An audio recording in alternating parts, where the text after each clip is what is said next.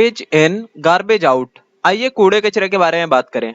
कचरा हमारे घरों में, स्कूल्स में, ऑफिस में या दुकानों में हर तरफ से निकलता है और इतने सारे कूड़े को हैंडल कैसे करें ये जानना भी जरूरी है ना। तो अब यहाँ पे ये बात तो तय है कि कूड़ा कहीं भी फेंक देना एक समझदारी का फैसला नहीं होगा। इसका तो यही मतलब है कि वो इंसान कूड़ा फैला रहा है। अब हमारे सफाई कर्मचारी का क्या काम होता है? जो भी कूड़ा कहीं पे फैला दिया लोगों ने, उन सबको इकट्ठा करके एक जगह पे हैंडल करें और आगे जाके उसे प्रोसेस करने का। इसी को लेके हमारे सरकार ने स्वच्छ भारत अभियान भी चलाया, जिसका मिशन था क्या कि ओपन डेफिकेशन फ्री इंडिया बनाना। ओपन डेफिकेशन क्या होता है? खुले में शौच करना, कि ये ना करें, और ओवरऑल अच्छे से हैंडल करना हमारे कूड़े को। अब देखिए आगे क्या बोल रहे हैं, डीलिंग विद गार्बेज। गार्बेज को कैसे हैंडल करते हैं? अक्सर ये देखा जाता है कि बहुत सारे कूड़े को एक जगह पे इकट्ठा करते हैं और उसे ले आके एक लैंडफिल में फेंकाते हैं। मतलब एक जमीन होती है जो खास तौर से कचरा फेंकने के लिए बनाया गया होता है, वहां पर कचरा फेंकाते हैं वो, और उसके बाद थोड़ा सा ना उस कूड़े को दबा देते हैं, उसके ऊपर बुलडोजर वगैरह चला के, और उसके ऊपर से थोड़ी सी मिट्टी डाल देते हैं। क्यों डालते हैं? ताकि कूड़ा ऐसे हवा में ना उड़ने लगे। और उसके ऊपर कई बार तो पार्क वगैरह भी बना लिए जाते हैं। कहते हैं जहां भी ये लैंडफिल्स बनाए जाते हैं ना, वहां पे कोई ऊंची बिल्डिंग नहीं बनेगी अगले 20 सालों तक। क्यों? क्योंकि वो जमीन इतनी मजबूत नहीं रही। अब पहेली को कहीं से पता चला कि कुछ गार्बेज जो है हमारा, वो काम का भी होता है। अब इसने सोचा कि अगर वो काम का रहता है तो उसे हम फेंकते ही क्यों है पहले प्लेस में, है ना। तो एक्टिविटी 1 इसी को लेकर हम करते हैं। बोल रहे हैं कि आप 2 जगह पे कचरा इकट्ठा करिए अपने घर का। ग्रुप 1 में रखिए वो सारी चीजें जो कि सड़ सकती हो, जैसे कि एग शेल्स, वेजिटेबल्स का जो छिला हुआ हिस्सा होता है, फ्रूट्स के छिलके वगैरह, है ना, जो भी फूड वेस्ट हो गया उन सबको इकट्ठा करिए, या जो भी चीज जो है ऑर्गेनिक मटेरियल हो आपका वेस्ट। और दूसरे ग्रुप में आप रखिए वो सारी चीजें जो ना सड़ती हो, जैसे आपके कपड़े हो गए, पॉलिथीन बैग्स, एल्यूमिनियम वगैरह, ये सब है ना, इन सबको अलग रख लीजिए। अब बोल रहे हैं ग्रुप 1 की जो चीजें हैं और ग्रुप 2 की जो चीजें हैं उन सबको आप, तो इन दोनों तरह के कचरों को अगर आप गड्ढा खोद के उसमें रखेंगे ना अलग अलग गड्ढे में, तो देखेंगे कि ग्रुप 2 की जो चीजें हैं वो वैसी की वैसी रखी हुई हैं कई हफ्तों बाद भी मिट्टी के अंदर, जबकि ग्रुप 1 की जो चीजें हैं वो सड़ चुकी होंगी। सड़ने के बाद वो काले रंग की हो चुकी होंगी, काले रंग की ऐसे हो जाएंगी वो कि अब उसमें से बदबू आना भी बंद हो चुकी होगी। इसका मतलब है कि उसके सड़ने का प्रोसेस कंप्लीट हो चुका है, वो कंप्लीटली रॉट हो चुकी हैं और वो काले रंग की जो बन चुकी है, वो मिक्स हो चुकी है मिट्टी के अंदर। उस मिक्स हुए हुए जो मिक्सचर होता है ना आपका, जो सड़ चुका होता है सब कुछ, उस चीज को हम बोलते हैं कंपोस्टिंग, ठीक है, या फिर कहें तो कंपोस्ट। उस कंपोस्ट का यूज कर सकते हैं हम खाद की तरह, हम उसे जो है प्लांट्स उगाने के लिए इस्तेमाल किया जा सकता है उस चीज को। जबकि ग्रुप 2 की चीजों को क्या कर सकते हैं? कुछ नहीं कर सकते उसका हम, वो वैसे का वैसे रहने वाला, वो सड़ेगा ही नहीं। इसको हैंडल करने का अलग तरीका है, इसे हम रिसाइकिल कर सकते हैं बाद में। अब आगे कह रहे हैं कि अगर आपने कचरे को जलाने की कोशिश करी ना, तो जलाने के बाद उसमें से बहुत बेकार बेकार सी गैसेस निकलती हैं जो कि हार्मफुल रहती है हमारे एनवायरनमेंट के लिए। हम सांस लेंगे तो हमारी भी तबीयत खराब होगी। तो यही बूझो जो है, इसने पढ़ा था कहीं नोटबुक में कि आप ना कभी पत्तियों को जलाने की कोशिश मत करना, वरना उसकी जो महक आएगी ना उसे बर्दाश्त नहीं कर पाओगे आप, क्योंकि बहुत बुरी बदबू आती है ना उसमें से। तो ये नहीं करना चाहिए हमें ये सब। पहली सोच रही है कि गवर्नमेंट जो है चीजों को जलाने पे, कचरा जलाने के ऊपर बैन क्यों नहीं लगा देती कि कोई ना जला पाए उस चीज को। ठीक है, ये आप भी सोचिए क्यों नहीं लगाती। आगे देखिए, एक होती है कंपोस्टिंग करने का एक और तरीका होता है जिसको बोलते हैं वर्मी कंपोस्टिंग। पहले जो है जो कूड़ा सड़ा था आपका, सड़ने वाली चीजें थी, वो सड़ी कैसे आपने सोचा कभी? वो हम आगे की क्लासों में पढ़ेंगे कि वो सड़ती कैसे हैं। माइक्रो ऑर्गेनिजम्स होते हैं जो उनको खा जाते हैं, बहुत ही छोटे छोटे से कीड़े टाइप के होते हैं, वो खा जाते हैं उन सारी चीजों को और वो वेस्ट मटेरियल बना देते हैं, उसका कंपोस्ट बना देते हैं, जिसको हम बाद में खाद की तरह इस्तेमाल कर सकते हैं, या फिर कहें तो उगाने के लिए अलग अलग तरह के प्लांट्स को इस्तेमाल कर सकते हैं उसे। जबकि वर्मी कंपोस्टिंग का होता है, उसे वर्म्स वर्म्स पता है ना आपको, जो वर्म्स होते हैं जोंक, जैसे कि ये रहा रेड वर्म, इसके देखिए फोटो आप, ये होते हैं जोक, ये मिट्टी के अंदर होते हैं जो कि इन सारी चीजों को खा जाते हैं, जो भी वेस्ट मटेरियल होता है आपका। ऐसा नहीं कि प्लास्टिक खा जाएंगे, वो सारी चीजें जो कि सड़ सकती हो उन्हें वो खा जाएंगे खाने की चीजों को, और उसके बाद जो टॉयलेट करेंगे और वही आपका बन जाएगा कंपोस्ट। ठीक है, ब्लैक कलर का ये जो सब्सटेंस देख रहे हैं ना आसपास इनके, ये इन्होंने खा खा के यहाँ पे करा है सब कुछ। तो उसे बोलते हैं उस प्रोसेस को वर्मी कंपोस्टिंग। ठीक है, जो कंपोस्ट बनाया गया इन वर्म्स के द्वारा। अब एक्टिविटी 2 में कह रहे हैं कि वर्मी कंपोस्टिंग करते हैं। चलो, करने के लिए हमें क्या चाहिए? कुछ रेड वर्म्स चाहिए, जाहिर सी बात है। उसे रखेंगे हम मिट्टी के अंदर, ठीक है, मिट्टी में रखेंगे और मिट्टी के अंदर कूड़ा भी ला के रख देंगे। कूड़े में आपको पता है कि प्लास्टिक वगैरह ये सब नहीं ला के रखनी, वो सारी चीजें लानी है जो कि सड़ सके, जो ये खा सके, है ना। तो उसमें क्या करेंगे, हम छिलके वगैरह लाएंगे जो भी फ्रूट्स के होंगे या फिर वेजिटेबल्स के होंगे, ये सबको लाएंगे और रख देंगे। और बोल रहे हैं कि साथ ही साथ जो है ना, अंडे के छिलके और सी शेल्स अगर हम रख दें तो वो भी हेल्प कर सकते हैं हमें कुछ। कैसे? कह रहे हैं कि इनके पास जो है दांत तो होते नहीं, उनके पास अलग तरह की चीजें होती हैं। इनके पेट में एक चीज होती है जिसको बोलते हैं गिजर्ड्स। वो क्या होते हैं? इकट्ठा करते हैं छोटे छोटे पत्थरों को और उसे पेट में रखते हैं ताकि पेट के अंदर जब खाना है तो उसे वो पीस दें अच्छे से। अब छोटे छोटे पत्थरों का काम कर सकते हैं अंडे के छिलके और सी शेल्स, ठीक है, उसी को खा जाएंगे और पेट में रखेंगे अपने।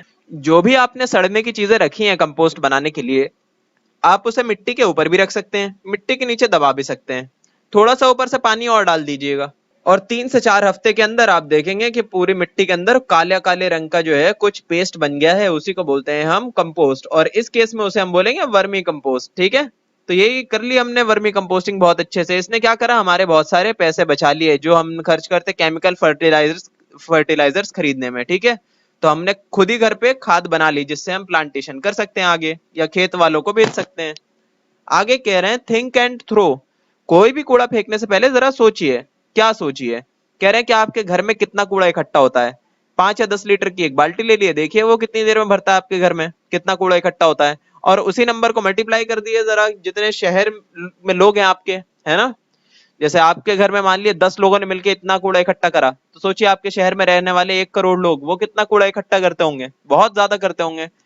जवाब है कि टन्स ऑफ टन्स जो गार्बेज है वो रोज के हिसाब से जमा हो रहा है दुनिया में। तो इतना सारा कूड़ा जा कहाँ रहा है, सारी चीजें तो रिसाइकल हम नहीं कर पा रहे, सबका तो इस्तेमाल अच्छे से नहीं हो पा रहा, तो जा कहाँ रहा है इतना कूड़ा। इसका जवाब जानने से पहले एक छोटी सी स्टोरी देखते हैं, हम बहुत कुछ सिखाएगी ये स्टोरी हमें। कह रहे हैं कि एक छोटा सा बच्चा था जो कि 6 क्लास में पढ़ता था। वो अपने नानी के यहाँ गया गाँव घूमने के लिए, उसके नानी का बर्थडे आने वाला था इसलिए गया था वो घूमने के लिए। तो वहां पे गया ना, तो उसने देखा कि उसके जो कजन्स वगैरह हैं जो गांव में रहते हैं उन्होंने बहुत सारी चीजें बना रखी हैं, पर वो सारी चीजें किस चीज से हैं, वेस्ट मटेरियल से, जिसे वो लड़का जो है वेस्ट मटेरियल समझता था। वो जो है छोटी अपने ना पेपर को फाड़ता रहता था, अपने जो कॉपीज बुक्स थी, बुक्स को तो नहीं फाड़ता था, कॉपीज को ना बेकार में कुछ भी लिखता रहता था और उसे फाड़ता रहता था पेपर को, जिसकी वजह से उसकी मम्मी जो है उस पर बहुत गुस्सा करती थी। तो उसने देखा कि वहां पे जो है पेपर की इतनी वैल्यू है, उससे बहुत सारे जो है क्राफ्ट को उन्होंने जन्म दिया है। कैसे करा है, कह रहे थे कि जो पेंसिल का छिलका होता है उससे उन्होंने फ्लावर बना लिए, जो फटी पुरानी फाइल्स होती थी उससे उन्होंने ग्रीटिंग कार्ड्स बना लिए, और भी बहुत सारी चीजें बनाई। पेपर पेपर का वो भी बनाया उन्होंने बैग, जिससे वो कोई भी चीज को कैरी कर सकते थे। आगे कहते हैं कि अपने नानी को उसने जो है एक पेस्ट का यूज करते हुए देखा, उससे वो कोई सा पॉटरी वगैरह कुछ बना रही थी, कोई बर्तन बनाने की कोशिश कर रही थी। तो उन्होंने पूछा बच्चे ने अपनी नानी से कि ये क्या चीज है, तो उन्होंने जवाब दिया ये ना पेपर मैश है। ये क्या चीज होती है, उन्होंने जवाब दिया कि ये एक मिट्टी को मिक्स करके पेपर के अंदर, और उसको मिक्स करके किस चीज के अंदर, राइस हस्क से ये तैयार किया गया है। राइस हस्क बोलते हैं जो खोल होता है ना राइस का, जिसके अंदर से राइस के दाने निकलते हैं, उसी को बोलते हैं राइस के हस्क। इन तीनों चीजों को मिक्स मिक्स करके उन्होंने पेपर मैश बनाया। वो क्या होता है, किसी भी चीज के ऊपर आप उसे लगा दो तो उसे वो स्ट्रांग कर देता है, ठीक है, मजबूती देने के लिए काम आता है। तो उससे वो अपनी जो है जो भी चीजें बनाती थी, बर्तन वगैरह पॉटरी वगैरह, वो चीज वो बना देती थी अच्छे से मजबूती से। अब कुछ दिनों बाद उसकी नानी का बर्थडे था, तो वो गया कुछ शॉपिंग करने के लिए मार्केट में। तो देखा उन्होंने उसने देखा कि मार्केट में कोई भी जो है उसे उसे पॉलिथीन देने को तैयार नहीं है, पॉलिथीन बैग वो रखते ही नहीं थे। तो उसने पूछा कि मैं ये सब लेकर कैसे जाऊं, तो जवाब दिया दुकानदारों ने कि आपके पास झोला होना चाहिए था, जो कि बना होता है क्लॉथ का। उससे क्या होता है कि बार बार आप उसे यूज भी कर सकते हो। तो आप वो तो आप लाए नहीं, तो ऐसा करो कि छोटी मोटी चीजें रखने के लिए पेपर का बैग ले आओ। तो पेपर का बैग ले गया। फिर वो जो है बाद में उसने सोचा कि अगर उसके पास होता इस तरह का झोला कपड़े का तो कितना काम आता आज उसके। अब वो घर पे वापस आया तो चीजें भी इसी तरह की उसके बर्थडे में, उसके नानी के बर्थडे में इस्तेमाल हुई, जो कि पेपर की बनी हुई थी, रिसाइकिल चीजों की बनी हुई थी ज्यादातर चीजें। अब फिर वो वापस चला गया अपने घर, अपने जो भी शहर में से आया था वहां से वापस चला गया वो। वहां आकर देखा उसने कि वैसे ही कूड़ा हर तरफ है, और वहां पे जो है कोई भी मना नहीं करता पॉलिथीन बैग देने के लिए, कोई भी दुकानदार। वहां का नुकसान देखा उसने कि ये जो पॉलिथीन यूज हो रही है और इतना सारा जो वेस्ट मटेरियल जमा हो रहा है वहां पे, उसका नुकसान क्या है। तो देखा कि उसके घर के आसपास ही ना कुछ कूड़ा बिनने वाले बच्चे हैं छोटे छोटे। तो वहां पे कूड़ा क्यों बिन रहे हैं, ये चीज तो उसने गांव देहात में देखी नहीं, वहां पे इसलिए नहीं देख पाया क्योंकि वहां पे इतना कूड़ा जमा ही नहीं होता था। तो अब आपके लिए एक सवाल है, या फिर कहें तो कुछ सवाल है, जिसमें एक सवाल है कि आप क्या बच्चों से बात कर सकते हो जो कि अपने आपके घर के आसपास कूड़ा बिन रहे हो। तो अब आप ये भी उनसे पूछ लीजिएगा कि क्या क्या चीजें वो जमा करते हैं कूड़ा कबाड़ा, और क्या वो स्कूल जाते हैं, और अगर वो स्कूल नहीं जाते तो उसका रीजन क्या है, और क्या आप उस बच्चे की मदद कर सकते हैं पढ़ने के लिए और लिखने के लिए जैसा कि आप कर पा रहे हैं। अब ये पूछ रहे हैं आगे कि क्या आपने कभी अपने घर में कबाड़ वगैरह बेचा, जैसे वो पुराने न्यूज़पेपर हो, ग्लास, मेटल या प्लास्टिक के बैग वगैरह, ये सब आपने बेचे हैं कभी कबाड़ी वाले को। जो बेचा आपने तो उसके बाद वो चीजें जाती कहाँ हैं, ये आप नहीं जानना चाहते। तो जवाब है रिसाइकिल होती है वो सारी चीजें, वो काम आती है उनके। रिसाइकलिंग क्या होती है, कहते हैं कि कोई भी चीज आपने इस्तेमाल करी, अब उसे दोबारा इस्तेमाल करने के लिए बनाने लायक जो है, उसे तैयार करने के प्रोसेस को बोलते हैं रिसाइकलिंग। रिसाइकिल मतलब साइकिल दोबारा से चलाना, जो एक बार आपने यूज कर लिया उसको दोबारा से यूज करने की प्रोसेस को। अब बहुत सारी तरह की चीजों की रिसाइकिल होती है, हम एक तरह की पढ़ेंगे जिसको बोलते हैं रिसाइकलिंग ऑफ पेपर। पेपर की रिसाइकिल जो है वैसे तो होती है फैक्ट्रीज वगैरह में, पर हम जरा इसे घर में करने की कोशिश करते हैं जरा। कह रहे हैं कि जो भी आपके पास वेस्ट मटेरियल है पेपर का, उसे आप इकट्ठा कर लीजिए, जैसे कि आपके पुराने न्यूज़पेपर, मैगजीन या फिर नोटबुक वगैरह। कह रहे हैं कि ध्यान रहे कि आप शाइनी पेपर को यूज ना करें, क्यों? क्योंकि उसके ऊपर एक लेयर चढ़ी होती है प्लास्टिक की। अब वो सारे पेपर को आप छोटे छोटे टुकड़ों में तोड़ लीजिए। तोड़ने के बाद आपको क्या करना है, उसे पानी में भिगो देना है। फिर उसके बाद एक दिन के लिए आप उसे भिगा दिए अच्छे से, ताकि अच्छे से जो है ना मोटा हो जाए। और उसके बाद फूलने के बाद उसे आप एक जगह पे इकट्ठा कर लिए, अलग पानी से बाहर निकाल लीजिए। अब वो एक तरह का पेस्ट बन चुका होगा मोटा सा। उस पेस्ट को आप जो है फैला दीजिए एक फ्रेम के ऊपर, अच्छे से फैलाइएगा ताकि बिल्कुल वो दब जाए, ठीक है? और इवन हो हर तरफ से, है ना, स्मूथ हो, ऐसा नहीं हो खुरदुरा हो। अब वो स्मूथ तरीके से आपने फैला दिया, थोड़ा सा उसे सूखने के लिए छोड़ दीजिए। फिर जब वो थोड़ा सूख जाए, थोड़ा सा मतलब सॉलिड हो जाए, तो उसको निकाल कर एक पेपर, न्यूज़पेपर पे रख लीजिए आप उसे। न्यूज़पेपर पे रखने के बाद आप उसे धूप में सूखने के लिए छोड़ दिए एक दो दिन के लिए। अब सूखने के बाद आप क्या देखेंगे कि आपके पास एक नया पेपर तैयार हो गया है। वो इतना अच्छा तो नहीं होगा जितना कि अच्छा आपके नोटबुक में होता है, पर आपने घर में तैयार करा है, उस हिसाब से मैनेज कर लीजिए। उस चीज को आप और ज्यादा अच्छा बनाने के लिए उसमें थोड़ा सा फूड कलर भी ऐड कर सकते थे थोड़ी पहले, ताकि और अच्छा सा पेपर बन जाए आपके मनपसंद कलर के हिसाब से। और भी अलग अलग तरीके से आप उसका इस्तेमाल कर सकते हैं। आगे बोल रहे हैं प्लास्टिक। अब प्लास्टिक जो है हमारे लिए अच्छी चीज है या फिर कर्स है, मतलब बहुत बुरी चीज है? तो हम देखते जरा क्या है ये। कह रहे हैं कि पुराने टाइम पे प्लास्टिक जब आया था तो कहते थे कि अब ये ना पेपर की जगह ले लेगा और लकड़ी की जगह ले लेगा। मतलब कि जिस चीज का इस्तेमाल जो है होता था लकड़ी के लिए, अब उस चीज का इस्तेमाल हम प्लास्टिक से कर लेंगे, तो हमें क्या फायदा होगा इससे? पेड़ नहीं काटने पड़ेंगे। पर हुआ कुछ अलग ही। फायदा तो हुआ शुरू शुरू में, पर उसके बाद लोगों ने केयरलेसली इसे यूज करना शुरू कर दिया। यहाँ तक कि आज हमारे खिलौने, शूज, बैग्स, पेन, कंघी, टूथब्रश, यहाँ तक कि टीवी, फ्रिज वगैरह, या और हमारी गाड़ियों में भी प्लास्टिक का यूज होता है बहुत अच्छे तरीके से। तो ये, या फिर कहें तो बहुत बुरे तरीके से। तो इतना सारा जो प्लास्टिक बना, तो उसमें दिक्कत ये आ रही है कि एक बार बना तो लिया आपने प्लास्टिक बिना दिक्कत के, अब उसे आप फेंकोगे कहाँ पे? क्योंकि आपने अगर ऐसे ही कहीं भी फेंक दिया ना उसे, तो वो सड़ता तो है नहीं, बल्कि 1000 साल तक वो कहीं हिलता भी नहीं है, वो वैसा का वैसे ही रहता है, डिग्रेड ही नहीं होता। तो अब क्या होगा, दुनिया में जगह तो लिमिटेड है और नई नई चीजें बनती जा रही हैं प्लास्टिक की। तो इसे हम हैंडल कैसे करें?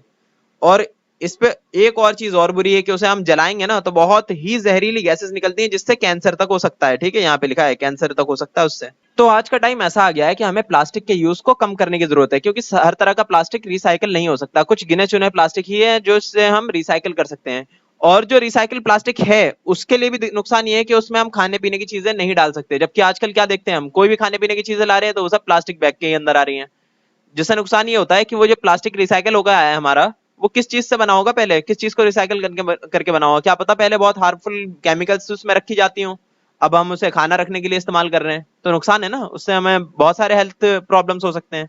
तो इसीलिए देखिए, पहले सजेस्ट कर रही है कि जो भी हार्मफुल चीजें होती है ना प्लास्टिक में जो रखी जाती हैं, तो उस तरह के प्लास्टिक को अलग जगह पे रिसाइकिल करी जाए। और कम से कम उस रिसाइकिल हुई हुई प्लास्टिक के अंदर हम उसका जो है प्लास्टिक बैग तो ना बनाए कम से कम, है ना? क्यों? क्योंकि प्लास्टिक बैग से क्या होता है, उसके अंदर हम खाने पीने की चीजें रख देते हैं, हमारी आदत है। अब देखिए, इससे ही बुरा बुरा क्या हो सकता है। कहते हैं कि आपने कहीं भी कूड़ा कचरा फैला दिया प्लास्टिक का खास तौर से, तो क्या होगा? जानवर उसे जो है खाने पीने की चीजें समझ के खा जाएंगे, खाने के बाद वो मर जाएंगे। इसी तरीके से लाखों जानवर हर साल मर जाते हैं, खास तौर से समुद्री जानवर। वहां पे क्या होता है, हमने समुद्र में बहुत सारा कूड़ा फेंक रखा है, उसके अंदर बाकी सारी चीजें तो गल जाती हैं, पर प्लास्टिक नहीं गलता। उसे जो है क्या करते हैं, शिकार समझ के अपना मछलियां खा जाती हैं। कई बार तो वेल्स के पेट में से कई कई हजार किलो कूड़ा कचरा निकला है, जिसमें ज्यादातर प्लास्टिक था। अब बोल रहे हैं कि ऐसी सारी चीजों को अच्छे से समझने के लिए हमें क्या करना पड़ेगा, प्लास्टिक और बाकी गार्बेज को अच्छे से हैंडल करना पड़ेगा, ठीक है? और भी बहुत नुकसान होता है प्लास्टिक का। अगर आपने यूं ही कहीं फेंक दिया ना, मान लिया नाली वगैरह में बहा दिया, तो नालियों को भी बंद भी कर सकता है। उससे क्या होगा, कहीं तेज बारिश वारिश हो गई तो बाढ़ आ सकती है। आगे बोल रहे हैं, देखिए कुछ तरीके हैं जिससे हम अपने वेस्ट को अच्छे से मैनेज कर सकते हैं। बोल रहे हैं कि कम से कम जो है प्लास्टिक बैग्स का आप यूज करिए, या फिर यूज ही मत करिए, या फिर अगर कभी खरीद भी लें आप प्लास्टिक बैग गलती से, तो उसको बहुत लंबे टाइम तक चलाइए आप, नए नए प्लास्टिक मत खरीदिए। नेक्स्ट बोल रहे हैं कि हमें शॉपकीपर्स को कहना चाहिए कि आप प्लास्टिक बैग बंद करो, मत रखो, हमें कपड़े के बैग को ले आना चाहिए दुकानदारों के पास। तीसरे पॉइंट पे कह रहे हैं कि हमें उसमें कम से कम खाने की चीजें तो नहीं रखनी चाहिए प्लास्टिक के बैग्स के अंदर। चौथे में कह रहे हैं कि प्लास्टिक की किसी भी चीज को हमें इधर उधर नहीं फेंकना चाहिए, उससे मैंने बताया कितना सारे नुकसान हो सकते हैं, किसी जानवर ने खा लिया तो। पांचवे में बोल रहे हैं कि प्लास्टिक को जलाना तो बिल्कुल भी नहीं, जैसे कि मैंने बताया था कैंसर भी हो सकता है उससे। 6 पॉइंट पे कह रहे हैं कि कभी आप ये मत करिएगा कि कोई कूड़े का अपना सामान जो है उसे आप प्लास्टिक के अंदर डाल के फेंक रहे हैं। उससे नुकसान क्या होता है कि प्लास्टिक का बैग तो सड़ेगा नहीं बहुत लंबे टाइम तक, और उसके अंदर जो चीजें आपने रखी हैं वो उसके अंदर वैसे की वैसे रह जाएंगी, उसे सड़ने का भी मौका नहीं मिलेगा अच्छे से, वो मिट्टी के अंदर मिक्स नहीं हो पाएंगी। 7वें पॉइंट में बोल रहे हैं कि वर्मी कंपोस्टिंग का यूज करिए, जिससे आप जो है अच्छे से वेस्ट को किसी काम में ले सकें। 8 पॉइंट में बोल रहे हैं कि रिसाइकल करना चाहिए हमें पेपर को, जाहिर सी बात है फैक्ट्रीज के अंदर करना चाहिए, खुद से करने बैठेंगे तो बहुत टाइम लग जाएगा। 9 में बोल रहे हैं कि हमें पेपर के दोनों साइड में लिखना चाहिए, उससे कम पेपर का यूज होगा हमारा।